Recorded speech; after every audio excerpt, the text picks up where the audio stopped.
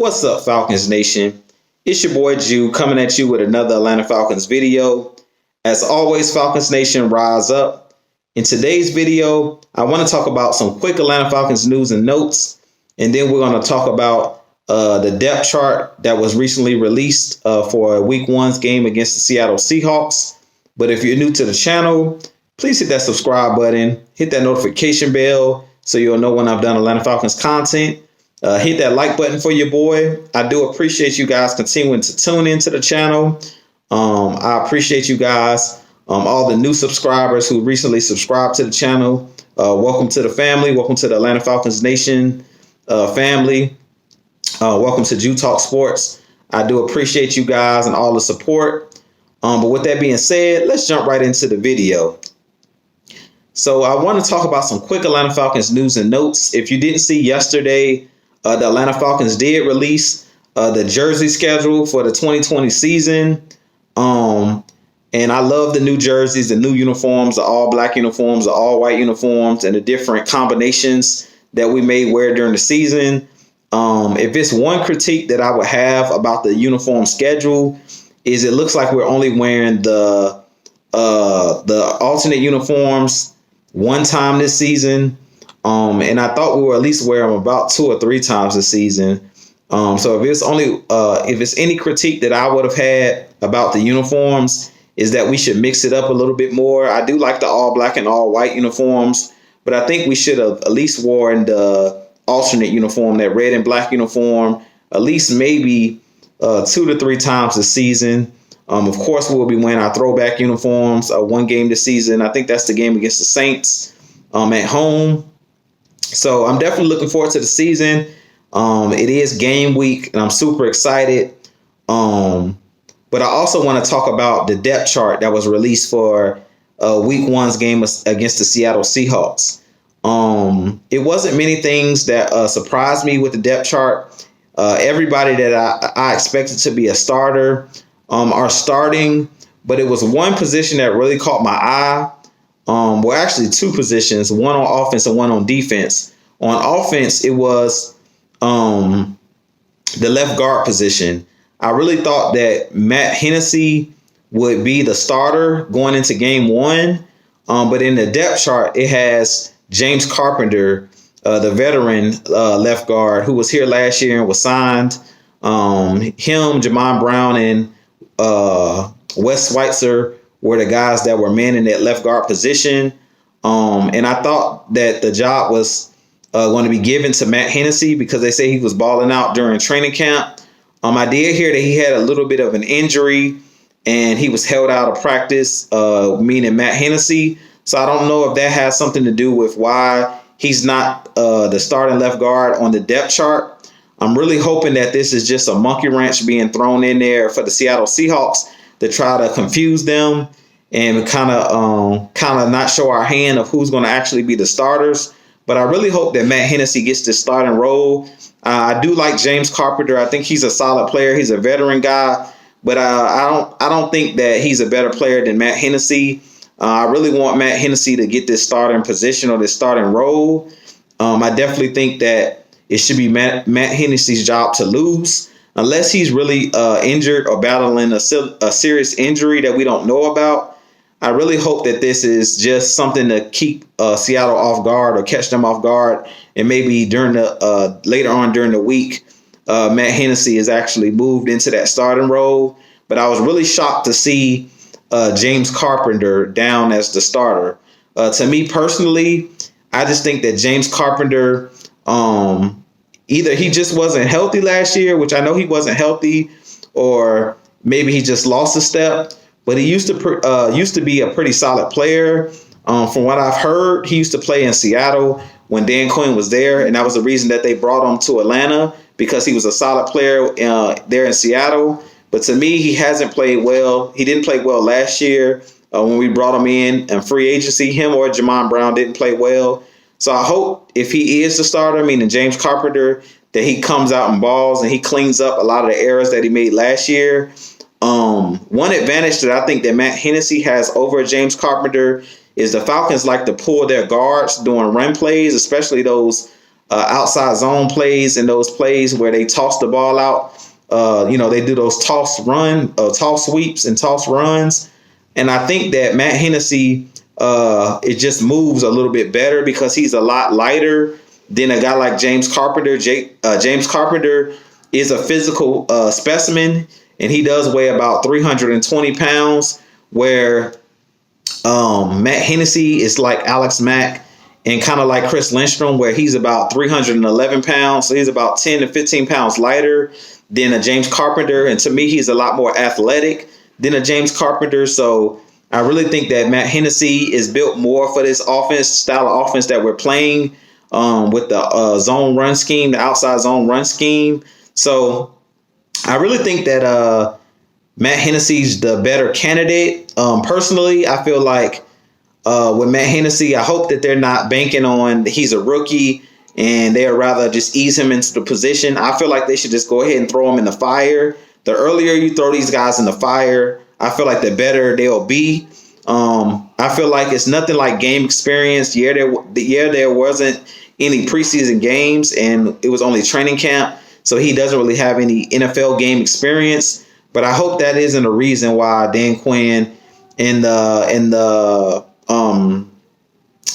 Dimitroff and those guys are deciding to start James Carpenter. I really hope that they really reconsider and think about throwing Matt Hennessy into the starting role as a rookie. I think just like they did with Chris Lindstrom and Caleb McGarry, the best way sometimes to learn, especially for NFL and to adjust to the game speed, is actually throwing these guys into the game. Because practice, you go hard in practice, but you go harder in game. It's no way to actually simulate game speed, especially for the NFL. A lot of these guys coming out of college, it's going to take time for them to get used to game speed, and they're going to need a couple games to adjust to the NFL game and the speed of the game. So I definitely think that it's going to be big for Matt Hennessy to jump right into that starting role or to jump right into game action.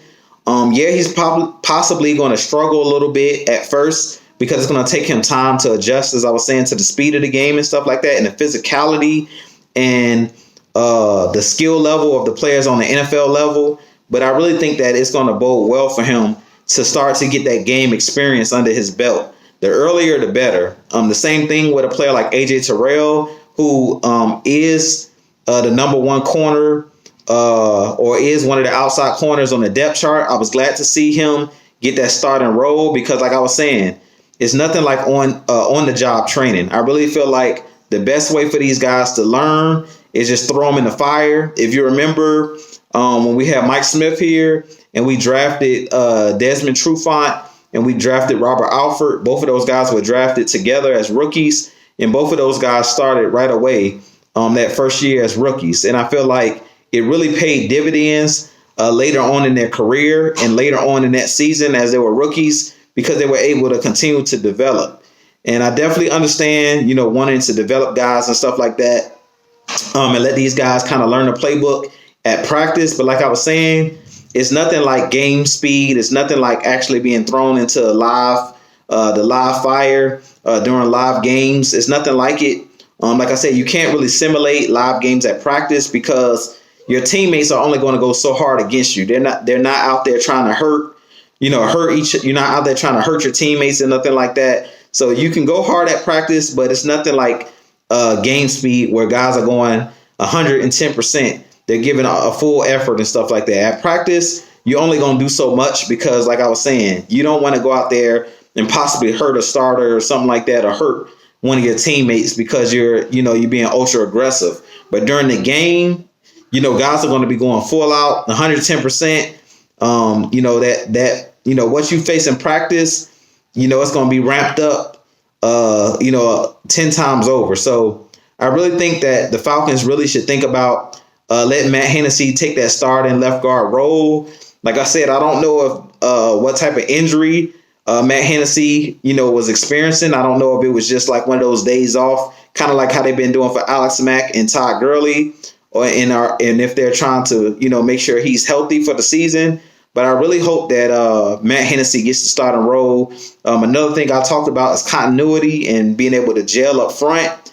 For all five guys on that offensive line to be able to gel. And I think the best way to allow these guys to gel is, like I was saying, throw them in the live action and allow those five guys to begin to gel with each other. I don't think that the best move is to throw James Carpenter out there and then eventually, like week 3, 4, or 5, you try to throw Matt Hennessy in the mix. I really feel like he needs to be getting all of the 1 reps with the starters, and they need to let Matt Hennessy begin to develop that chemistry with Alex Mack, with Jake Matthews, who's on the other side of him. I really think that him having those 2 veteran guys, if they do decide to start Matt Hennessy, is going to help him out. He does have veterans in Jake Matthews and Alex Mack, who are 2 of the best guys at their position, at that center position and at that left tackle position. So I really think that those guys will help bring him along. But I think the best move is to throw him out there against Seattle and let the chips fall where they may.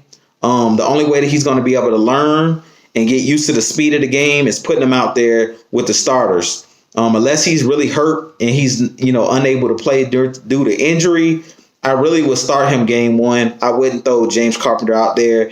If anybody can come in and sub in for somebody, meaning if Matt Hennessy starts to struggle and they feel like they need to bring in somebody else to replace him or to be like a backup, I feel like that's when you throw James Carpenter out there, because he's a veteran guy and he's a guy that's seen it all at this point. I believe he's like in his 6th or 7th year in the NFL, so he's pretty much seen it all. So he's a guy that you bring in off the bench. I feel like for Matt Hennessy, for him to continue to gain confidence, you want to throw him out there. I really feel like Caleb McGarry and Chris Lindstrom were way more confident going into training camp this year, because they talked about last year being thrown in the fire and, being in those live games and things of that nature and, getting used to the speed of the game.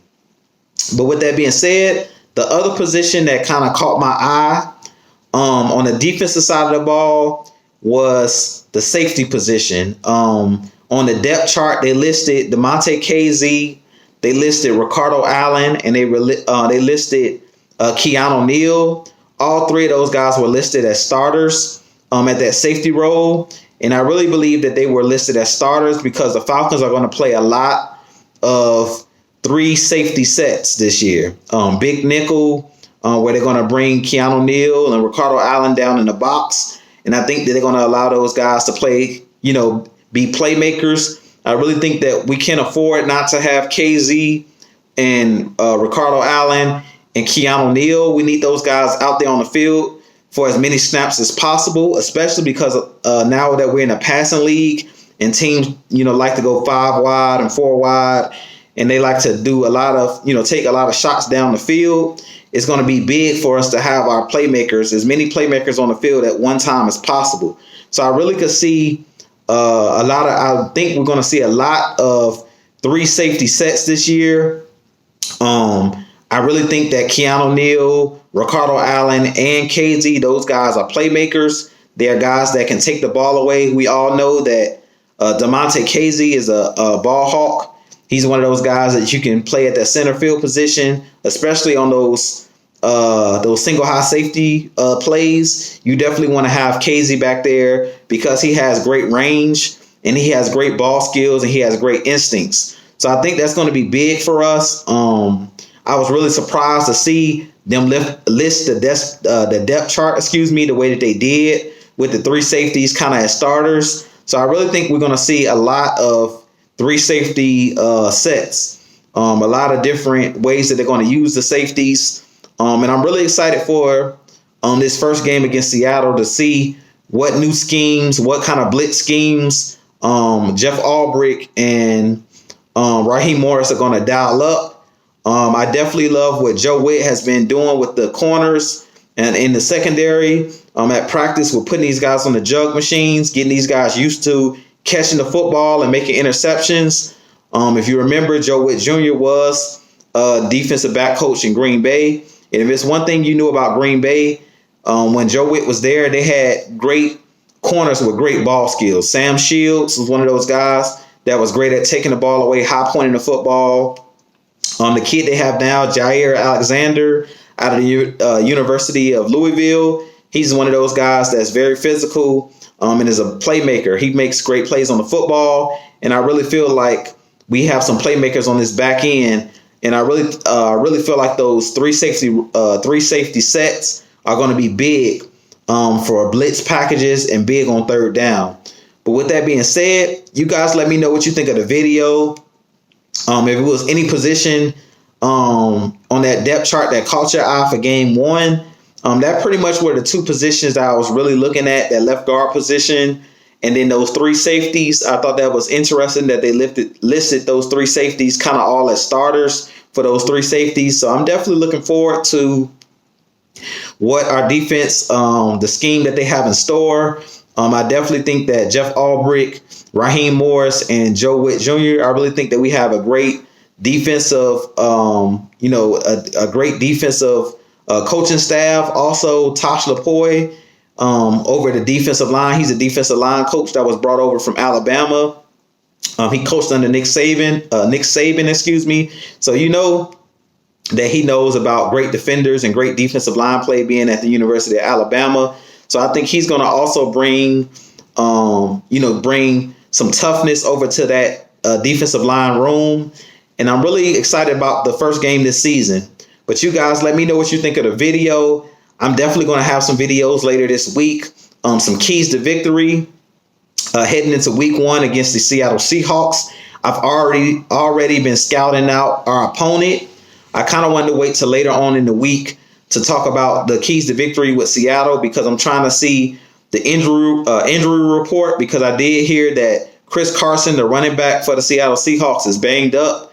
So I kind of want to see later on in the week to get, see the health of both teams and to see what players are going to be out, what players are going to be possibly in for this game coming up. But I'm super excited about game one. It will be at home, 1 o'clock Eastern Standard Time in the Mercedes-Benz Stadium. Of course, there'll be no fans at the game, so y'all definitely tune in. I'll definitely be tuned in Sunday at 1 p.m. And I'm excited to break down the keys to victory. I have a lot more coming for you guys. Now that the season has started up, some live videos and things of that nature coming up. You guys also continue to tune in on Friday nights, 8 p.m. The heavy hitters, me, Mad Mike, and Kevin. We're going to be continuing to bring you that great Atlanta Falcons content. So you guys continue to tune in on Friday evenings at 8 p.m. Eastern Time. We're definitely going to have some great things for you guys this coming Friday to talk about the game upcoming this Sunday.